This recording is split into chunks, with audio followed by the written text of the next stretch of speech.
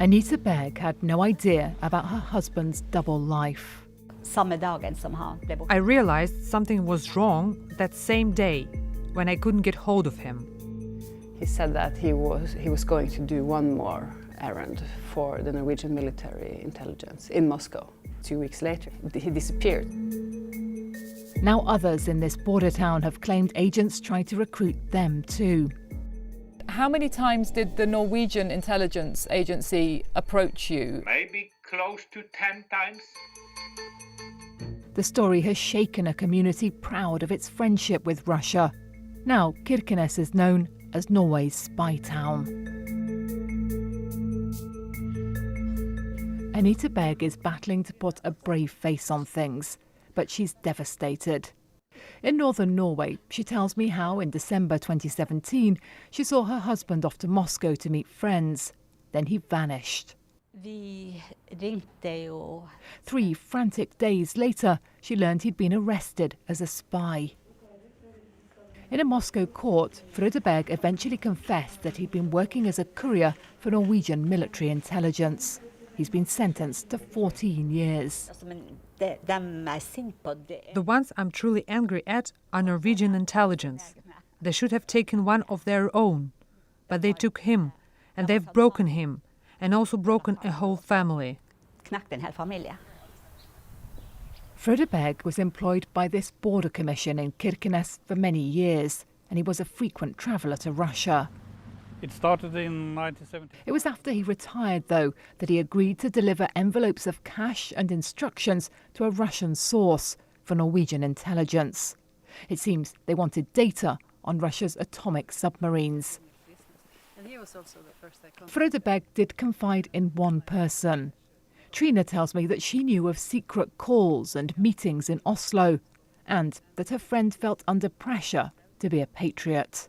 He had told them he didn't want to, but they really had let him understand that it was important. And they had asked him several times if he did not want to be a good Norwegian. People in Kirkenes think that they should not be asked to do these favors, exactly because we're on the bridge to Russia. Kirkenes has been forging good relations with its Russian neighbours ever since the USSR fell apart. But this remote borderland is clearly sensitive territory for both sides, especially as political and military friction has grown again. That's easy to see over in Russia. This whole route up here in the far north of Russia is a mixture of this really quite beautiful rugged landscape and military installations. There's bases, there are military trucks, all just a reminder that we're not only on the border of Russia and Norway, but Russia and NATO as well. Even so, that border is still open for local residents to cross without a visa. So whilst Russians head to Kirkenes for the shops, Norwegians flood the other way for cheap fuel. Yeah, it's under half the price. So it makes it worth coming yes, here? Yes, definitely. Lots of people do it. And do you have any Russian friends at all? No, not at all. You've never spoken to any Russians? No, only the cashier. Nikol is Russia's version of Kirkenes, a short drive across the border. It's run down, twin town. They're just as keen on cooperation here, though. Their wealthier neighbours are helping to clean up these emissions. And Norwegian cash even helped build the only church in Nikol. The latest plan is for an art object to celebrate years of friendship. Cheers for the cooperation. Tatiana refuses to let suspicion cloud all this, even though her last project with Frode Berg was cut short when he was arrested. You find a lot of this kind of thing up here too. Norwegians singing classic Russian rock, making music and winning friends in Russia. And it seems to work. They call it balalaika diplomacy, and Frode Berg was one of its key ambassadors. That's one reason his arrest was such a shock.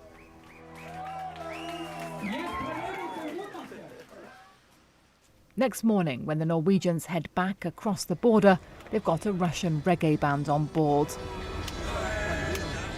The language gap means there's not much interaction on the tour bus, but there is a friendly mood. The politicians are doing their thing, but we're living here, so we have to get along. There's no other way. The political situation is still difficult, but things are happening all the time despite of this. So we are not giving up. Beyond this border zone, though, East-West relations have really soured.